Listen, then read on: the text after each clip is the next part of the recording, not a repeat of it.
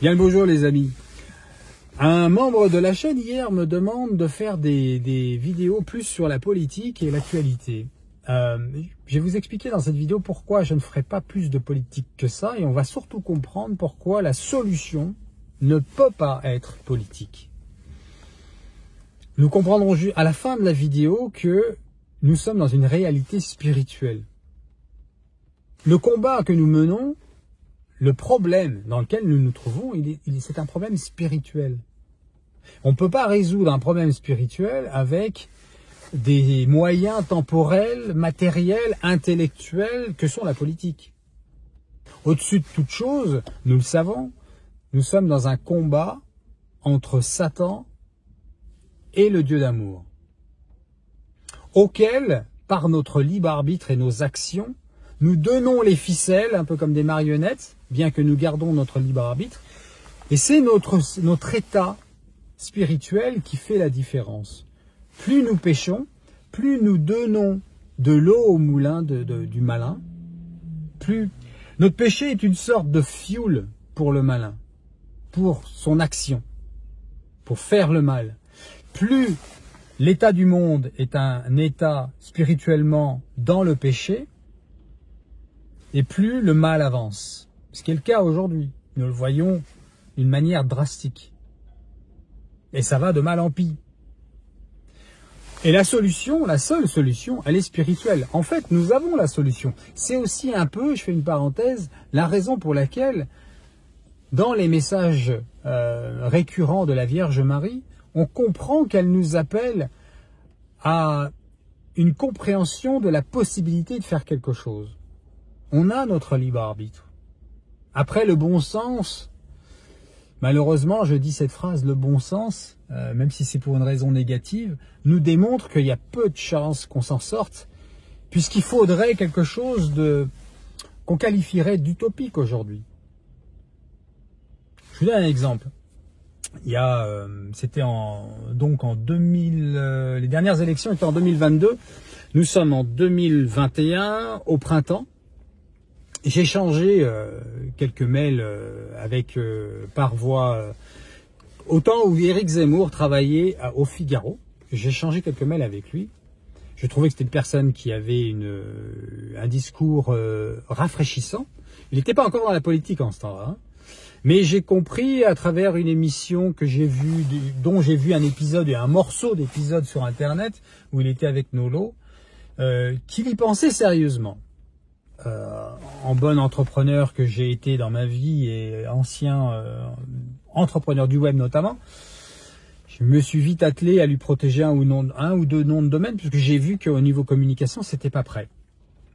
J'en parle avec lui, on en discute et il finit par me proposer de rejoindre son équipe pour, si dans l'éventualité où se lancer.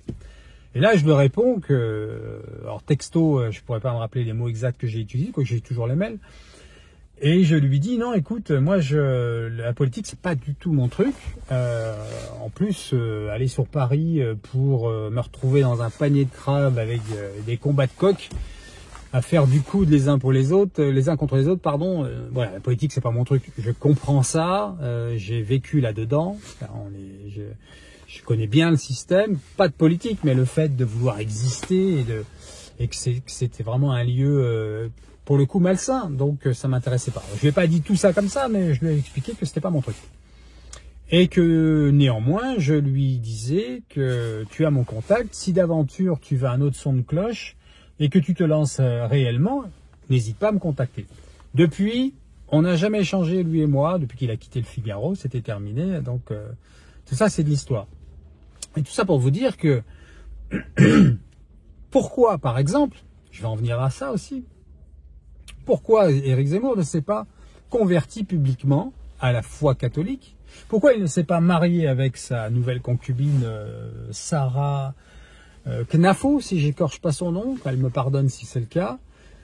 Pourquoi il ne l'a pas épousée publiquement dans une église catholique? Pourquoi il n'a pas fait comme Clovis, se présenter comme le président qui allait être président catholique pour ramener la France au Seigneur? Parce que la vérité et la solution, elle est là. Ça aurait pu éventuellement fonctionner. On ne peut pas régler le problème avec des pensées intellectuelles, intelligibles, politiques. Parce que le problème, il n'est pas là. Vous voulez vraiment, vous les politiciens, faire que les choses changent, eh bien il y a un moyen. Je vous le propose. Alors c'est complètement utopique ce que je vais dire, hein. Là, je parle aux membres de ma chaîne. Mais je vous demande de partager cette vidéo et que ça vienne aux oreilles des politiciens. J'ai mes réseaux aussi. Pourquoi pas? Tout en sachant que c'est une utopie.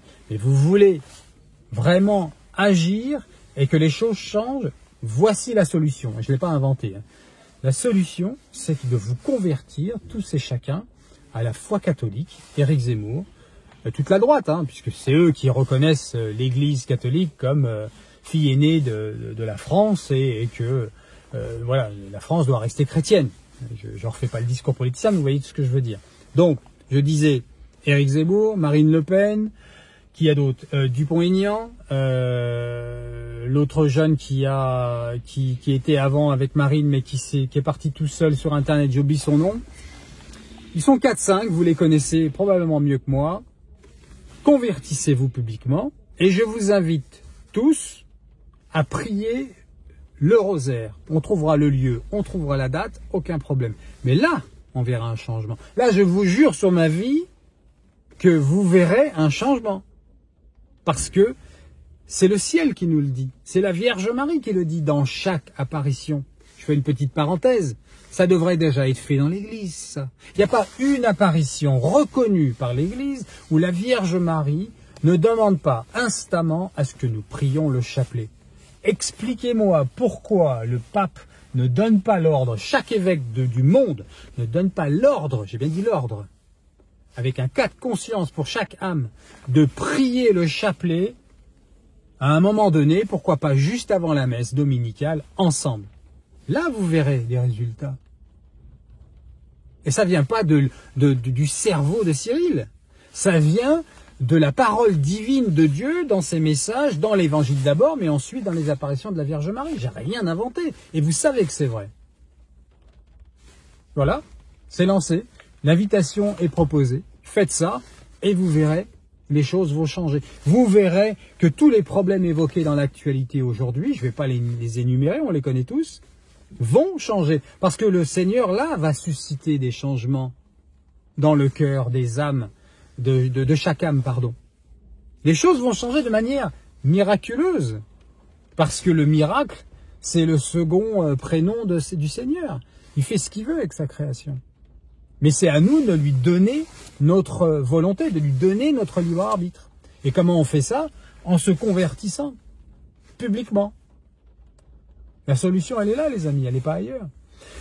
Donc non, je ne ferai pas plus de sujets politiques que ça, même si je rebondirai plus ou moins de temps en temps sur l'actualité, c'est un peu inévitable.